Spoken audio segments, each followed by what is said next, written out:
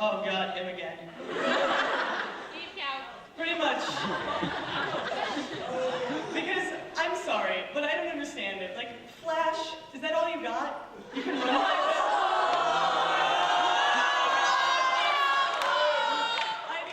I mean, think about it. Even Aquaman can do some, even Aquaman has that crazy sonar echolocation piper of the water, I can talk, water creatures sort of thing, where it just goes,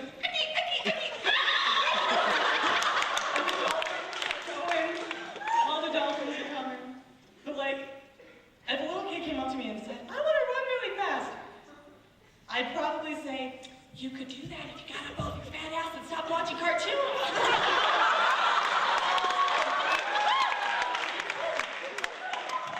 Oh my God, that's it. Okay guys, that's it. I want all of you, when you have children, God forbid, when you have children, this is what's going to go down. I found the cure for childhood obesity. Children are impressionable and have malleable minds. This is what you're going to do.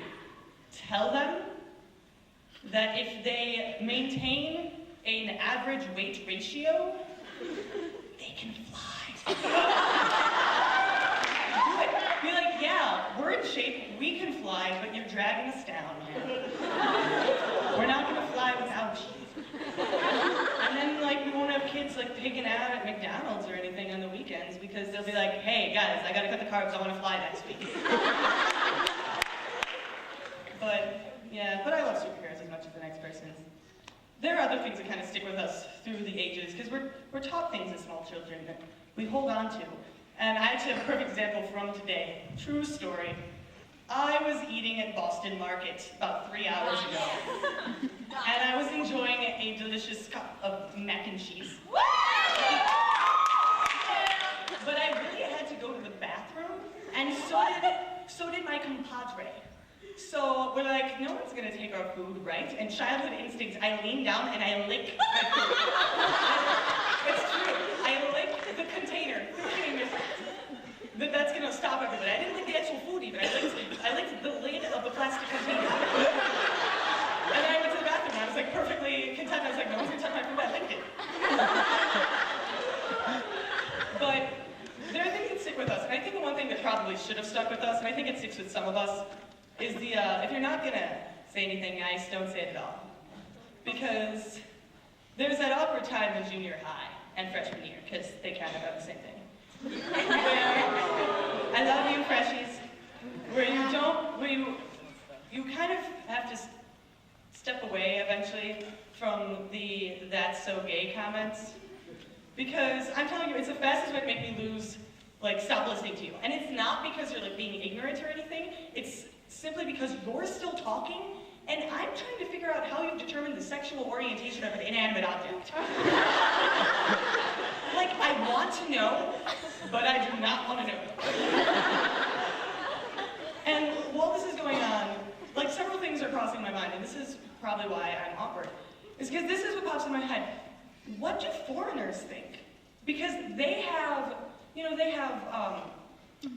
genders and stuff for different objects. So, like, are the French, like, if you're a foreign exchange student and you're like, yeah, that's so gay to one of your French kids, do you think that kid's gonna run home and go, "Zut alors, ma mère! The dish really ran away with the spoon!"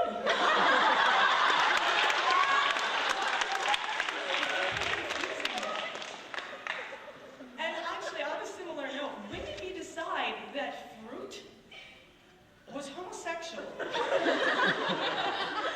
frankly, I don't see the connection. I don't see peaches, pears, plums, apples, homosexuality. My dots don't connect. I'm not registering it. And, but like, fruit kind of gets a bum rap because of that. I mean, the poor tomatoes have finally been determined to be a fruit. They're like, oh, great, now we're gay. Nobody knows what category we've been in, and now we're gay. But, like, there are those non-believers who still don't believe that tomatoes are fruits, and, like, I wonder, can we get, like, organize a bunch of people to just go door to door to, like, tomatoes households, because tomatoes have houses. Go door to door to tomatoes households and go, have you found your seeds yet? Come to us. You're a fruit. I don't care what any of you tomatoes are a fruit, even though they're in salads. But this is what it comes down to with fruits and vegetables to me.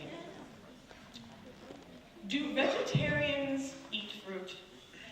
Because if you're being exclusive enough to put veget, which is part of vegetables, in your title, I think you're like being really exclusive. So like, fruit are vegetables, so do not eat fruit.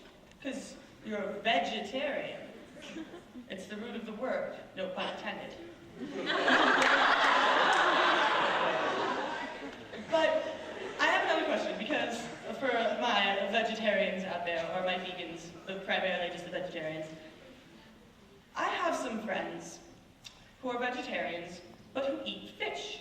And I know that during Lent for the Catholic faith, if one is going meatless on a Friday, you are still permitted to go enjoy a fish fillet or some fish meal, and it doesn't count. So since when did we decide that fish aren't meat? Are we planting the fish? Are they growing out of the water? Next time you have like caviar, because I'm sure that happens all the time, but next time you see caviar, I want you to run up with some water and pour it on the caviar and just see if it just grows instant fish. Just see if it happens. Because like if you're eating fish are meat, and like it's defended, but people are like, okay, but Natalie, we have a lot of fish. Okay, but I'm sure we had a lot of cows too. And we have a lot of deer, but you don't see the vegetarians being like, go, Bambi will multiply, keep going. Let's eat some venison, the meat nobody remembers. And I'm telling you, I know if I was a fish, I would not take it anymore. I'd be like, that is it, because they are also pets. And this is the only pet that you have to pick one, humans. You can't have something as a pet and eat its cousins. These do not go together. We don't like, when we're going dog shopping, we're not like, oh, that puppy is cute. Yeah, I'd like to marinate that with some barbecue sauce. Unless you're Johnny.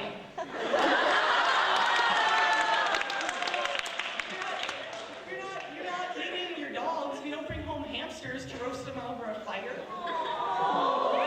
But you're eating the fish. You're keeping them in a little glass bowl so they can see you eating their fillings. You're just going, no. It's what it comes down to. And this is what's going to happen. I promise, this is the end of the world. The fish will throw a revolution. That's what's going to happen. Screw global warming and George Bush. It'll be, the fish will get us. And that's what it's going to come down to. And I'm telling you, I'm going to side with them, because I'm telling you, one of those days, you're going to go into your fish tank. Marjorie, where is that tiny plastic diver? And Marjorie will come out of the kitchen with some souffle and say, I'm not quite sure, Giles. Did you check under the poorly recreated castle? And there'll be a little note where the diver used to be, and it'll be a little fish ransom note. It says, if you want your stupid fake diver back alive, because he was living, I guess. Who knows? If you want him back alive, you will feed me 4,000 little flakes of nothing. And honestly, I don't want to see you get the fish mad, because they'll start picking up those tiny little rocks and cheap plants and just be like throwing them out of the tank. You'll be sitting at dinner and be, oh my God, that just hit me. There's a glow-in-the-dark fish tank rock in my soup, because they're throwing him at you from across the room. So when you see, like, from the ocean, Aquaman and his legion of fish and various aquatic animals, and they look pissed, I'm gonna be on their side. Evil of fish, man.